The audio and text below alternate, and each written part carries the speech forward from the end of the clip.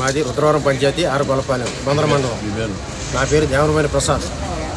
నాకు ఆగస్టులో పొలం నాటేసా, బెంగాలీ నాటు. మొత్తం మునిగిపోయింది మొలకొచ్చి. మళ్ళీ విత్తనాలు కావాల్సి బందరు వచ్చా. ఎక్కడ చూసినా దాళ విత్తనాలే ఉన్నాయి. తర్వాత కోడూరు వెళ్ళా. కోడూరులో బీపీటీ లేవు. నాగాలంకి వెళ్ళా, లేవు. రేపల్లో శ్రీ తేజ షీట్స్ అని ఎరువుల కొట్లో విత్తనాలు ఉన్నాయన్నారు. అక్కడికి వెళ్ళి అడిగితే బీపీటీ ఉన్నాయన్నారు.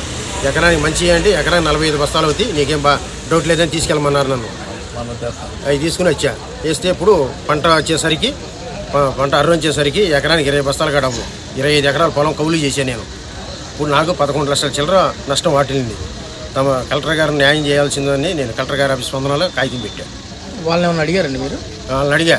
వాళ్ళు ఏమన్నారంటే ఆడు మాట్లాడిన మాకు ఈడు మాట్లాడిన మాకు అని ర్యాష్గా మాట్లాడుతున్నాడు. షాప్ ఆయన నీకు ఇచ్చింది నేను బీపీటీఏ అని ర్యాష్గా మాట్లాడుతున్నాడు. అతనితో మనకు వాదన ఎందుకని చెప్పి కలెక్టర్ గారికి విన్నపం చేద్దామని చెప్పి వచ్చి. ఎంత ఖర్చు అయింది విత్తనాలకి మీకు? ఏమండి విత్తనాలకి ఎంత ఖర్చు అయింది? విత్తనాలకి 26,000, 26,500. 6,000 ఫోన్పే చేశాను. 20 కత్తిమది క్యాష్ ఇచ్చా. ఫోన్పేలో 6,000 చేశాను.